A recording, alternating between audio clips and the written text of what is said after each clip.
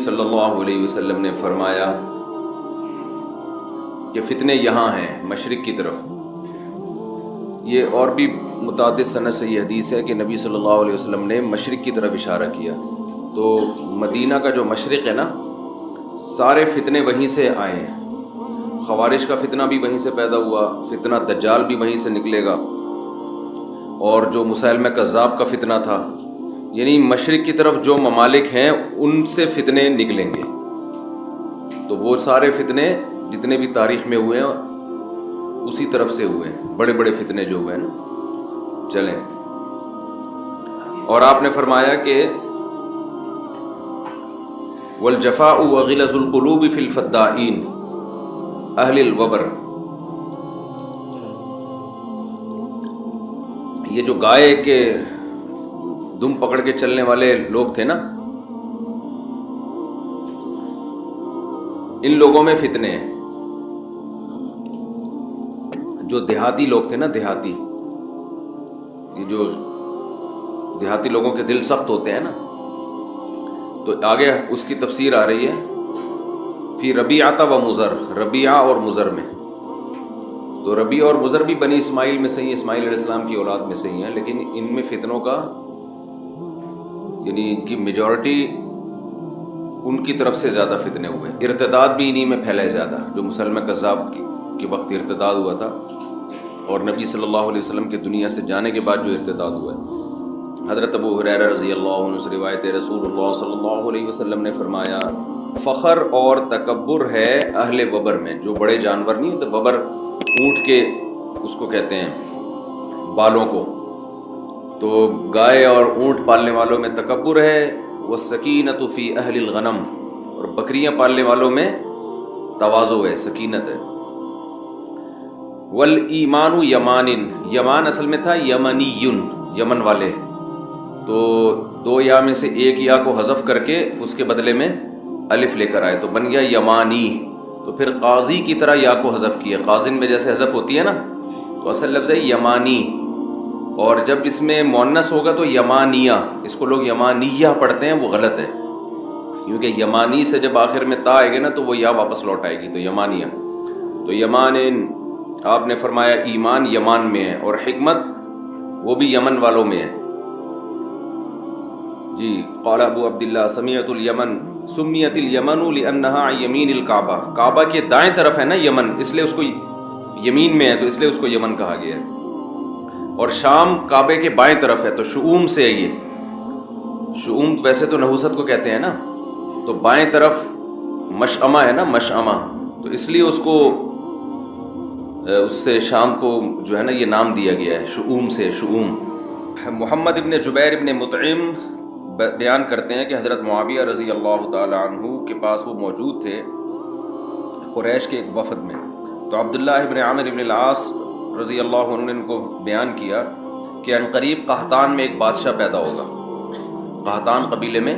اب یہ جو قحطان ہے یہ یمن کی نسل جس سے چلی ہے نا، ابو الیمن کہا جاتا ہے اس کو. جو یمن میں جو بھی ان کا جد امجد ہے وہ ہے تھا قحطان، تو آگے اسی کا قبیلہ قحطان کی نسل کہلاتا ہے. تو انہوں نے فرمایا کہ قحطان میں ان قریب بادشاہ ہوگا. تو حضرت معاویہ رضی اللہ تعالیٰ عنہ غصے سے کھڑے ہو گئے اور فرمایا کہ پہلے اللہ کی حمد و ثنا کی، اس کے بعد فرمایا مجھے یہ بات پہنچی ہے کہ تم میں سے بعض لوگ ایسی حدیثیں بیان کرتے ہیں جو اللہ کی کتاب میں بھی نہیں ہے اور نبی صلی اللہ علیہ وسلم سے منقول بھی نہیں ہے.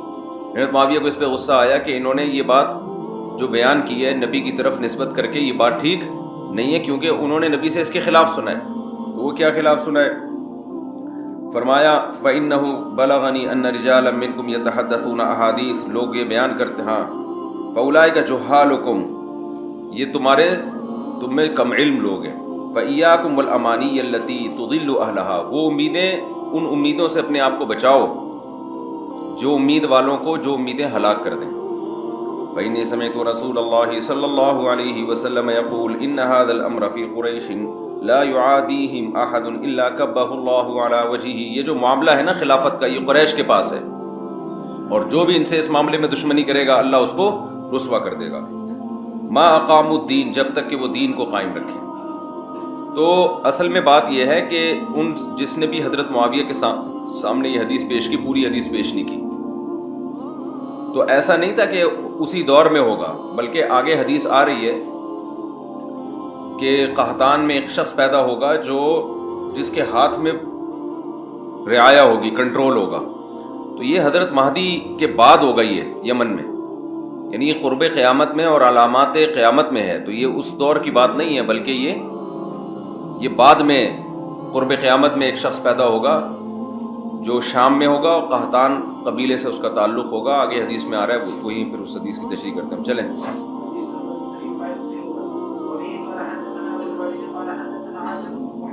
حضرت معاویہ کو غضب شاید اس وجہ سے آیا کہ خلافت میں یا حکومت میں وہ دراڑ پیدا کرنے کے لیے بھی اس طرح کی باتیں ہوتی ہیں نا، کیونکہ حضرت معاویہ نے بھی سنا نبی سے، اور بھی اس بارے میں آپ نے حدیثیں ہیں کہ خلیفہ قریشی سے ہوگا. تو یہ بہت ساری احادیث اس بارے میں ہیں. تو ان کو یہ تھا کہ یہ بات تو مسلمان مان چکے ہیں کہ خلافت کس میں ہوگی، وہ قریش ہی اس معاملے کے اہل رہیں گے. تو ہم نے یہ جو اتنا نبی صلی اللہ علیہ وسلم سے تواتر سے ایک بات سنی ہے، تو یہ اس کے خلاف کیسے حدیث پیش کر رہے ہیں؟ نبی صلی اللہ علیہ وسلم نے فرمایا، ابے تم ایک حدیث چھوڑ چکے ہو. حدثني عبد الرحمن بن هرمز الأعرج عن أبي هريرة رضي الله عنه قال قال رسول الله صلى الله عليه وسلم قريش والأنصار وجهينة ومزينة وأسلم وأشجع وغفار موالي ليس لهم مولى دون الله ورسوله. آپ صلی اللہ علیہ وسلم نے ان تمام قبیلوں کا نام لیا. قریش، انصار، جہینہ، مزینہ، اسلم، اشجع، غفار، یہ سب میرے مولا ہیں، میرے دوست ہیں، اور ان کا اللہ اور کے رسول کے سوا کوئی بھی دوست نہیں ہے. تو یہ ان قبیلوں کی تعریف ہے. حدثنا ابو الولید قال حدثنا عاصم بن محمد قال سمعت ابي عن ابن عمر رضی اللہ عنہما عن النبي صلی اللہ علیہ وسلم قال لا يزال هذا الامر في قريش ما بقي منهم اثنان. آپ صلی اللہ علیہ وسلم نے فرمایا یہ معاملہ ہمیشہ قریش کے ہاتھ میں رہے گا، قریش کے پاس رہے گا، یعنی خلافت کا معاملہ، جب تک کہ دو بھی زندہ ہوں ان میں، یعنی دو قریش بھی زمین پہ موجود رہیں تو خلافت کس کا کہ حقدار کون ہوگا؟ قریش ہوں گے. تو پیچھے حدیث میں آتا ہے ما اقام الدین، جب تک کہ وہ دین کو قائم رکھیں. تو علامہ نبی رحمہ اللہ نے تو لکھا ہے کہ ان کے دور میں چونکہ قریشی کی حکومت تھی تو انہوں نے لکھا کہ ابھی تک معاملہ قریش کے ہاتھ میں، لیکن جمہور اس طرف گئے ہیں کہ اس کا مقصد یہ ہے کہ قریش اس کے اہل ہیں. یہ خبر نہیں ہے کہ ہمیشہ ایسا ہوگا، یعنی یہ معاملہ ان کے ہاتھ میں رہے گا، مطلب یہ اس کے اہل رہیں گے. اور آگے دوسری حدیث میں اس کی تفسیر ہے ما اقام الدین، جب تک کہ وہ دین قائم کریں، یعنی دین اگر قائم نہیں کرتے تو پھر اہل نہیں ہیں. بھائی ایک قریش خلیفہ ہے جس کے بارے میں آپ کو پتہ ہے کہ یہ بھی دین قائم کرے گا، دوسرا ہے غیر قریش یہ بھی دین قائم کرے گا. تو اہل کون ہے دونوں میں؟ جو قریش ہے وہ اہل ہے. تو اور جس کے بارے میں یہ ہے کہ اگر قریش ہے لیکن دین قائم نہیں کرے گا، مرتد ہے یا کفر بوا کا مرتکب ہے، پھر قریشی ہونے کی بیس پہ وہ مستحق نہیں ہے. اچھا، یہ جتنی بھی احادیث ہیں اس پر اتفاق ہے کہ یہ اس سے متعلق ہیں کہ جب سلیکشن کا وقت آئے، سمجھ رہے ہو. لیکن اگر کوئی طاقت کے بل بوتے پر غیر اہل بھی مسلط ہو جائے تو پھر اس کے خلاف بغاوت کی اجازت نہیں ہے. اس بارے میں بھی احادیث بہت زیادہ صریح اور واضح ہیں. وہ تو جب بغاوت کے حکام آئیں گے نا تو ان میں آپ لوگوں نے پڑھی بھی ہوں گی بہت ساری احادیث اس بارے میں، کہ مسلم کی حدیث ہے کہ جب مسلمانوں کا کوئی خلیفہ ہو تو اس کے خلاف جو بھی کھڑا ہو، کائنم من کان، جو بھی کھڑا ہو اس کو قتل کر دو. اس لیے کہ اس پر یہ تو اہل کی بات ہے نا کہ اہلیت اس میں زیادہ ہے. لیکن بات یہ ہے کہ اگر کوئی اور طاقت کے بل بوتے پر یا کسی بھی چاہے فاسد نظام کے تحت جب وہ مسلط ہو جائے تو پھر چونکہ اس میں اتحاد پارا پارا ہونے کا خطرہ ہے، پھر اس کو قتل کرنے کی اجازت نہیں. یہ جو آج کل جمہوری نظام ہم پر مسلط ہے نا، یہ بھی بیکار نظام ہے، اس سے کبھی خیر کی امید نہ رکھیں. لیکن اگر چاہے اس غلط نظام کے بعد بھی کوئی ملک کا حاکم بن جاتا ہے تو وہ پھر حاکم بن جاتا ہے، پھر اس کو ماننا پڑے گا. تو ایک ہے آپ کے اختیار میں ہو کہ صحیح طریقے سے سلیکشن، تو اس میں تو صحیح طریقہ اختیار کیا جائے گا. لیکن آپ کے اختیار میں نہیں ہے اور صحیح طریقے سے سلیکشن نہیں ہو رہی تو جو بھی سلیکٹڈ ہوگا تو وے آف سلیکشن جو بھی ہو آپ کو اس سلیکٹڈ کو ماننا پڑے گا. سمجھتے ہو؟ یہ جو خلافت عثمانیہ تھی یہ تو خلافت تھی نا، سب علماء کا اتفاق تھا خلافت. یہ تو اجمیوں کی تھی، عربوں کی تھوڑی تھی. پھر جو بغداد کی خلافت تھی جو بنو عباس کی خلافت تھی، اس میں اگرچہ قریش کی خلافت تھی لیکن زمین کا بہت بڑا حصہ وہ قریش کے ہاتھ میں نہیں تھا، وہ بہت بڑا حصہ اجمیوں کے ہاتھ میں تھا، تو اس کو بھی مانا گیا ہے. سمجھتے ہو کہ نہیں سمجھتے ہو؟ اچھا، آج کل یہ نعرے بہت لگ رہے ہیں کہ خلیفہ ایک ہی ہونا ہے، خلافت تو ایک ہی ہو. تو ایک خلافت اب تک مسلمانوں میں سوائے خلفائے راشدین کے اور حضرت معاویہ رضی اللہ تعالیٰ عنہ پر جو اتفاق ہو گیا تھا، اس کے بعد چند دن بنو امیہ کی، اس کے بعد سے آپ تک ایک خلیفہ مسلمانوں کا نہیں رہا ہے. جو کام 1200-1300 سال میں نہیں ہوا، آپ اس کام کے پیچھے اب اپنی صلاحیتیں کیوں ضائع کر رہے ہو؟ سمجھ میں آ رہی ہے بات؟ اور ہم نے جب اس پہ مطالعہ کرنا شروع کیا نا، اسٹڈی کرنا شروع کی، تو ہمیں یہ پتہ چلا کہ اس وقت سے علماء لکھ رہے ہیں کہ اگر مسلمانوں کی حکومتیں دنیا میں پھیل جائیں تو پھر کوئی حرج نہیں ہے کہ ادھر کا خلیفہ الگ ہو ادھر کا خلیفہ الگ ہو، اس میں کوئی حرج نہیں ہے. اس لیے کہ اس ایک خلیفہ کے لیے اتنے بڑے علاقے کو کنٹرول کرنا بھی ممکن نہیں ہے. سمجھتے ہو؟ تو اگر اس میں جیسے ہندوستان میں تو ہمیشہ ایک الگ بادشاہت رہی ہے، یہ خلافت عثمانیہ کے تحت تھوڑی تھی ہندوستان. تو مغلیہ جو دور حکومت رہا ہے نا بھائی، عالمگیر بادشاہ نے تو اسلام قائم کیا تھا نا، فتاوی عالمگیریہ اسی دور میں مرتب ہوئی ہے. تو ہندوستان کا جو آئین تھا، جو قانون تھا مسلمانوں کے دور حکومت میں، وہ تو اسلام تھا. ہاں، بادشاہ کبھی صحیح آئے کبھی غلط آئے، کبھی امپلیمنٹ ہوا کبھی نہیں ہوا، وہ دونوں سیٹ اپ چلتے رہے. لیکن کہیں بھی ایسا نہیں ہے کہ اس کے خلاف بغاوت کو کہ بھئی یہ خلافت عثمانیہ کے تحت چونکہ نہیں ہے لہذا اس کے خلاف بغاوت کر کے خلافت کا حصہ بناتے ہیں، ایسا نہیں ہوا کیونکہ اتنا بڑا علاقہ تھا. ہاں یہ ضرور ہے کہ وہ جمعے کے خطبے میں خلیفہ کا نام لیا کرتے تھے لیکن کنٹرول ان کا اپنا تھا. تو جب تباعد اماکن ہو، یعنی سلطنت بہت زیادہ وسیع ہو جائے اور حکومت کے لیے مختلف علاقوں پہ کنٹرول کرنا ممکن نہ ہو، اس میں کوئی حرج نہیں ہے کہ اندلس کی الگ خلافت ہو اور جو ہے ادھر بنو عباس کی الگ خلافت ہو، اس میں کوئی حرج نہیں. اس کو خام خواہ میں ایک ہی پہ جمع کرنے کے لیے تلوار اٹھانے کا حکم دینا کہ لوگوں میں خون خرابہ ہو اور اس کا رزلٹ یہ نکلے کہ بجائے 2 خلافتیں ختم ہو کے ایک ہو جائیں بلکہ وہ جو 2 تھی وہ 25 میں تقسیم ہو جائیں. نہیں یاری بات کر. تو یہ جو آج کل خلافت کی تحریکیں چل رہی ہیں نا، اس سے جو اب چھوٹے چھوٹے خلیفے مارکیٹ میں چل رہے ہیں نا اس وقت، چھوٹی چھوٹی ریاستیں جو اسلامی ہیں، یہ ایک ہونے کے بجائے کیا ہو جائیں گی، یہ 20 حصوں میں ڈیوائڈ ہو جائیں گی. بالکل وہی کام جو ہمارے اہل حدیث بھائی کر رہے ہیں کہ 4 فقہ تھے، حنفی مالکی شافعی حنبلی، تو ان کو ختم کرو قرآن حدیث کے نام پہ. تو وہ ختم کرنے کے بجائے ایک 5واں بھی آ گیا، پھر ان 5 کے 6 حصے ہو گئے. خود اہل حدیث کے اب پتہ نہیں کتنے حصے بن چکے ہیں، ان کے کتنے فرقے بن چکے ہیں، فرقے ادھر فرقیاں. تو یہ وہی بات ہے. مولانا وہ ایک بڑا زبردست کسی کا کلپ دیکھ رہا تھا میں، جس میں انہوں نے کہا کہ ایک آدمی کے بارے میں کسی نے کہا کہ تم جو ہے نا وہ گالیاں بہت دیتے ہو. تو اس نے کہا کس الو کے پٹھے نے کہا میں گالیاں دیتا ہوں. اور پھر جو گالیاں دینا شروع کی ہیں، جس نے میرے بارے میں کہا کہ میں گالیاں دیتا ہوں وہ یوں ہے وہ یوں ہے، وہ اس کی ایک ایسی کی تیسی کر دی نا. تو یہاں بھی یہی ہے کہ لیبل یہ لگایا جاتا ہے کہ ہم فرقوں کو ختم کر رہے ہیں، لیکن جس طرح سے ختم کرنے کی کوشش شروع ہوتی ہے نا، اس سے فرقے مزید بننا. تو اسی طرح خلافت کے نام پہ اتحاد کی کوشش کی جاتی ہے، مگر اس سے اسلامی مملکتوں کی جو رہی صحیح طاقت ہے وہ بھی پارا پارا ہو جاتی ہے. ٹوٹ ٹوٹ کے نا کوئی صوبے الگ ہو کے ملک الگ ہو جائیں گے. اس لیے تمیز سے جو چیزیں 2 ٹکڑے چند چیتھڑے آپ کے پاس باقی رہ گئے ہیں، ان کو چائے میں ڈبو کے، بھائی لنگر تقسیم ہو رہا تھا نا، تو جو جس کے پاس حصہ آ گیا اس کو بجائے اس کے کہ سب ایک دسترخوان پہ بیٹھ کے کھانا کھائیں، وہ نہیں ہو سکتا. تو جتنے جو چیتھڑا جس کے پاس آیا، جو پاپے کا ٹکڑا آیا، چائے میں ڈبو کے کھاؤ، پتلی گلی سے نکلو. چلو بھائی چلیے.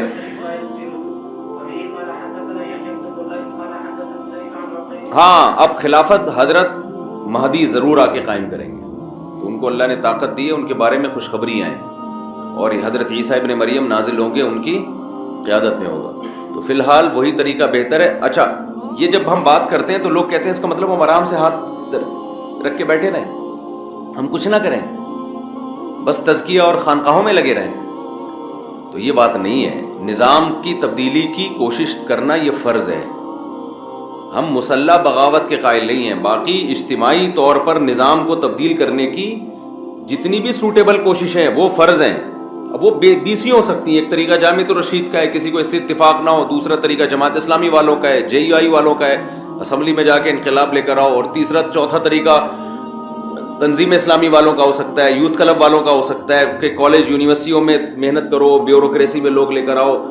تو یہ 20 طریقے ہو سکتے ہیں، ان میں سے کوئی بھی آپ کو سوٹیبل لگے وہ طریقہ آپ پر اختیار کرنا فرض ہے. تو ہم یہ نہیں کہہ رہے کہ سسٹم کو تبدیل کرنے کی کوشش نہ کریں، مگر اس طریقے سے تبدیل کرنے کی کوشش کریں کہ تبدیلی کے امکانات ہوں، اس طریقے سے کہ رہے سہے سے بھی جائیں وہ طریقہ مناسب نہیں ہے. چلو بھائی ڈبل اے.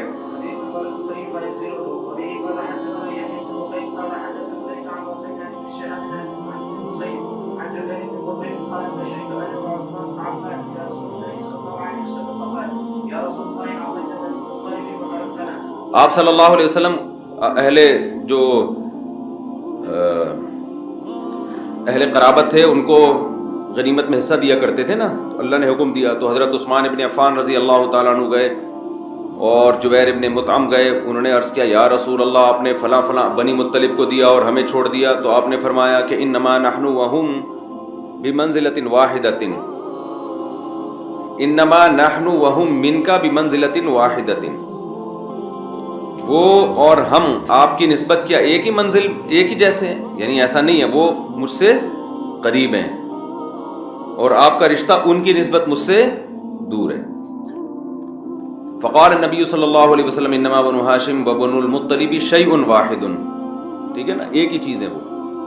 تو یہ بھی قرابت کی فضیلت بیان ہو رہی ہے نا. امام بخاری جب احادیث پر کوئی باب باندھتے ہیں نا تو ادنا سی بھی مناسبت ہو نا تو وہ حدیث کو ذکر کرتے ہیں. بخاری اور دیگر حدیث کی کتابوں میں یہ فرق ہے کہ صحیح بخاری میں جو ترجمۃ الباب ہے اس سے متعلق جب حدیث آئے گی تو اس میں تلاش کرنا پڑتا ہے کہ اس کا ترجمۃ الباب سے مناسبت اس کی کیا ہے. مثال کے طور پر آپ نے بخاری اول میں پڑھا ہوگا نا کہ جو بدریین کی فضیلت پر احادیث ہیں تو ان میں ہر وہ حدیث لے کر آئے ہیں جس کا حالانکہ بدر کی فضیلت سے کوئی تعلق نہیں ہے، لیکن صرف اس حدیث میں یہ راوی نے یہ بیان کیا وکان بدرین، یہ صحابی کہاں کے تھے؟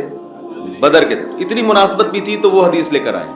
کیونکہ یہ بھی امام بخاری کی نظر میں ایک فضیلت ہے نا کہ راوی اس صحابی کی اس صفت کو ہائی لائٹ کر رہے ہیں کہ وکان بدرین. سمجھتے ہو کہ نہیں سمجھتے؟ اس لیے ہمارے حضرت فرمایا کرتے تھے حضرت مفتی رشید احمد صاحب رحمہ اللہ کہ صحیح بخاری میں اللہ نے بہت علم رکھا ہے، یعنی جو بخاری کے جو مضامین ہیں نا، لیکن اس کے لیے کھوپڑی چاہیے. بڑا زبردست بھائی نے جملہ حل کر دیا.